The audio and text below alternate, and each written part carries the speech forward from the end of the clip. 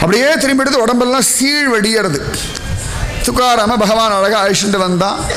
ஃப்ரெஷ்ஷாக கிளம்பிட்டார். துக்காராம் திரும்பி திரும்பி பார்த்துட்டு இருக்கா. ஐயோ அப்போ கூட ஐயோ அவளுக்கு என்ன ஆச்சுன்றார். பாண்டங்க நீ சும்மா வா அப்படின்றார். நீ பேசாம வா. இல்லை பிரபு அவளுக்கு உடம்பு முடியலையே. அது ஏன் பாடு, எனக்கும் அவளுக்கும் உள்ள பைசல், அது எனக்கும் அவளுக்கும் உள்ள ஒரு பஞ்சாயத்து, நான் பைசல் பண்ணி நீ கிளம்பு முதல்ல அப்படின்னுட்டான். துக்காராம் திரும்ப திரும்ப பார்த்து அவள் பாவம் அப்படின்னு பகவான் சொன்ன பாவம் புண்ணியம் எனக்கும் தெரியும் துக்கா வா அப்படின்னு அழிச்சுட்டு போயிட்டான். இந்த பக்கம் போனோடனே சிவஜி இந்த பக்கம் வந்தான். சிவாஜி வேற சிவஜி, இந்த சிவஜி வந்துட்டான். பார்த்தான் வீடெல்லாம் அப்படி தண்ணியெல்லாம் கொட்டி கிடக்க, ஓரத்தை அப்படி சுருண்டு கிடக்கிறா. இப்போ பார்த்தார் நேற்று ராத்திரி துக்காராம் பஜனை பண்ணும்போது போட்டுட்டு இருந்த மாலை அங்கே கடந்தது. ஒரு வாரி ஊகிச்சுட்டான். பார்த்தான், கேட்டான், பாவம் சும்மா விடும் நினைச்சியோ? யாரிடத்துல போய் விளையாடுற? என் குருவிடத்துலையோ அப்படின்னா. அவன் சொன்னா தெரியாமல் பண்ணிட்டேன் மன்னிச்சிடுங்கோ கதறினா. அவன் சொன்னான் தெரியலம்மா நீ பண்ண அபச்சாரம், ஆனால் புருஷன்ற கடமையில் எனக்கு என்ன உண்டோ இதை தீக்கிறதுக்கு என்ன முயற்சி உண்டோ நான் பண்ணுறேன்னு சொல்லி நேர ராமேஸ்வர பட் அப்படின்னு அவர் இடத்துல ஒருத்தர் ஓடினான். இது சொன்ன இல்லையா அந்த ராஜமானிய ராஜகுரு துக்காராம் இடத்துல கோவப்பட்டவர் இந்த அபங்கத்தெல்லாம் தண்ணியில் போட சொன்னார். அவர் உடம்பு எரிஞ்சது இல்லையா, அதே எரிச்சல் தான் இப்போ இங்கே வந்திருக்கு. உடனே அவர்கிட்ட போய் கேட்டார். உடனே அவர் சொன்னார், அப்பா எரிச்சல் எப்படி இருக்குன்னு எனக்கு தெரியும், ஸ்வயம் அனுபவிச்சிருக்கேன். இதுக்கு ஒரே வழிதான் துக்காராமுடைய கிருபையினாலே சரியா போகும்னார். நான் சொன்னான் நான் போய் அவர்கிட்ட கிருபை பண்ணுங்கன்னு கேட்க மாட்டேன், அது எப்படி நான் போய் கேட்பேன் அப்படின்னா. அப்போ அவர் சொன்னார், அப்போ ஒன்று பண்ணு, துக்காராம் இந்த இந்திரியாணி நதியிலெல்லாம் குளிக்கிறார் இல்லையா, அவர் எந்த இடத்துல குளிக்கிறாரோ அந்த மண்ணை கொண்டு வந்து உடம்புல பூசுன்னுட்டார். உடனே அப்படி துக்காராம் பக்கத்தில் நிற்கிறான். துக்காராம் எல்லாம் குளிச்சு முடிச்சார். உடனே அந்த இந்திராணியில் எந்த இடத்துல குளிச்சாரோ அந்த மண்ணை அப்படி அள்ளி எடுத்துட்டான், அங்கவசரத்தை முடிஞ்சுட்டான். வந்து சொன்னான், அம்மா ராமேஸ்வர பட் இப்படி சொல்லியிருக்கா, துக்காராம் இடத்துல போய் மன்னிப்பு கேட்குற தைரியம் உனக்கும் இல்லை எனக்கும் இல்லை, ஆனால் அவருடைய காலடி மண்ணுக்கு பலம் உண்டு, எத்திராஜருடைய திருவடி மண்ணுக்கு பலம் உண்டு. சுவாமி ராகவேந்தர் உடம்புல பட்ட மண்ணுக்கு மிருத்திகா பிருந்தாவனம்னு சொல்லுவோம். இன்றைக்கும் நம்ம பல இடங்களில் ராகவேந்திர பிருந்தாவனம், நம்ம தூத்துக்குடியிலே இருக்குது, மீளவெட்டானில் ராகவேந்தருடைய மிருத்திகா பிருந்தாவனம். ராகவேந்தர் துங்கபத்ரா நதிக்கரையில் மந்திராலயத்தில் சமாதி நடந்து அங்கேருந்து கொஞ்சம் மண்ணை கொண்டு வந்து இங்கே வச்சுட்டு சமாதி மாதிரி கட்டுவா. அப்போ அந்த சாநித்தியம் இங்கேயும் வந்துடும். அந்த மாதிரி அந்த மண்ணை கொண்டு வந்து விட்டல விட்டல விட்டல விட்டல விட்டல விட்டல விட்டல விட்டல விட்டல விட்டல விட்டல விட்டல விட்டல விட்டல விட்டல விட்டல விட்டல விட்டல விட்டல ஜபிச்சுட்டே தடவினோன்னா கடகட கடகடன்னு புண்ணு ஆறிடுத்து. ஆனால் உண்மையாக ஒத்துனுட்டா, வாஸ்தவம் தான், துக்காராம் மாதிரி தப்பு பண்ணிட்டேன், எனக்கு ஒரு சான்ஸ் கொடுங்கோ, நான் நல்லபடியாக வாழணும், எனக்கு வேறு கதி இல்லைன்னு அழுதாள். உடனே எல்லாம் சரியாகிடுத்து. அவளை அழைச்சிட்டு ஓடி வந்தான் சிவஜி. அவள் காலில் விழுந்தான், மன்னிச்சிருங்கோ சுவாமி, அபச்சாரப்பட்டுட்டேன், பொறாமைனால பண்ணிட்டேன்னா. துக்காராம் சிரிச்சா, நீ என் பொண்ணு மாதிரிம்மா, உன் கைதவறி கொட்டிடுத்து அவ்வளோதானே அப்படின்ச்சா. என்ன மனசு வேணும், நம்மெல்லாம் பட்டுதா புத்தி வந்துதா, நான் எவ்வளோ பெரிய ஆள் தெரிஞ்சுதா உனக்கு அப்படின்னு. வெந்த பொண்ணில் வேலை பாய்ச்சறத முதல் கூட்டம் நம்ம தான். இதை நம்ம சொல்லுவோம், என்ன பாடுபடுத்துகிறோம், நம்ம யாரை படுத்தலை, சுயநலத்துக்காக என்ன பாடுபடுத்துகிறோம் லோகத்தில். பேயாட்டம்லாம் ஆடுறோம், பேய் கூட பாவம் சமத்தம் கொஞ்சம்தான் ஆடும். பேயை விட மோசம் நம்ம சுயநலத்தில் அப்பா அம்மாவை படுத்துகிற பாடு, சுயநலத்தில் நம்ம கூட இருக்கிறவாளை படுத்துகிற பாடு, நம்மளை படுத்திக்கிற பாடு, எத்தனை பாடு. அழகாக அப்படி எல்லா இடங்கள்லையும் துக்காராம் மகாராஜுடைய பெருமை பரவுறது. சிவாஜி பார்த்தா இப்பேற்பட்ட மகாத்மா தன்னுடைய அரண்மனைக்கு வந்தால் நன்னா இருக்கும்னு சொல்லி அழகாக ஒரு குதிரையெல்லாம் அனுப்பி, பட்டாடையெல்லாம் அனுப்பி, நிறைய தங்க காசெல்லாம் கொடுத்து விட்டு மகாமந்திரிகிட்ட அனுப்பி ஒரு கடுதாசியெல்லாம் எழுதி கொடுத்து, கட்டாயம் நீங்கள் என்னுடைய அரண்மனைக்கு வரணும், உங்களுடைய பொன்னடி சாத்தனம் அப்படின்னு பிரார்த்திச்சுட்டார். அழகாக வந்தவுடனே துக்காராம் முகம் சுருங்கி போயிடுதே, விட்டலா நான் இதெல்லாம் கேட்டேனா, நான் பாட்டுக்கு தேவே நிம்மதியாக உன் நாமத்தை சொல்லிண்டு உன்னுடைய தரிசனத்தில் நிம்மதியாக இருக்கேன், எனக்கு எதுக்காக இந்த மாதிரி ராஜ மனுஷாலோடெல்லாம் ஒரு பழக்கம், ராஜாவோடைய பழக்கம், எனக்கு இதெல்லாம் வேண்டாமே. உடனே துக்காராம் அழகாக அபங்கம் பாடினார். இந்த தியாகராஜர் ஒரு பாட்டு பாடுறார், நிதி சால சுகமா ராமுடு சந்நிதி சால சுகமா மனசே நீ சொல்லு அப்படின்றார் தெலுங்குல. அந்த மாதிரி துக்காராம் சொன்னார், இதெல்லாம் ஒரு சுகமா, பகவான் தான் பெரிய தேவாதி தேவன் அப்படின்லாம் சொன்னான். ஆண்டாள் சொல்கிறா இல்லையா, என்ன பாசுரம் அடுத்த பாசுரம், அன்று இவ்வுலகம் அளந்தாய் அடி போற்றி சென்றங்கு தென்னிலங்கை செற்றாய் திரள் போற்றி பொன்றச் சகடமுதைத்தாய் புகழ் போற்றி கன்று கொணிலாய் எரிந்தாய் கடல் போற்றி தாய் எடுத்தாய் குணம் போற்றி வென்று பகை கெடுக்கும் நின் கையில் வேல் போற்றி என்றென்றும் உன் சேவகமே எத்தி பறைகொள்வான் இன்று யாம் வந்தோம் இறங்கேலோர் எம்பாவாய். என்ன அழகா அந்த பாசுரமும் துக்காராம் சரித்திரமும் கரெக்டாக வருது பாருங்கோ. எதுவுமே வேண்டாம், என்றென்றும் முன் சேவகமே எத்தி பறைகொள்வான். இன்றைக்கும் ஓன் கைங்கரியம், இன்றைக்கி ஆரம்பத்திலே சொன்னேன், கைங்கரியம் கிடைக்கிறதான் பெரிய பாக்கியம்னு. வேற ஒன்றுமே வேண்டாம், என்றென்றும் முன் சேவகமே எத்தி பறைகொள்வான் இன்று யாம் வந்தோம் இறங்கேலோர் எம்பாவா. சுவாமியுடைய கிருபையை தான் சம்பாதிக்கணுன்ற மாதிரி அபங்கம் எழுதி அனுப்பிட்டார். சிவாஜி மகாராஜ் பார்த்தா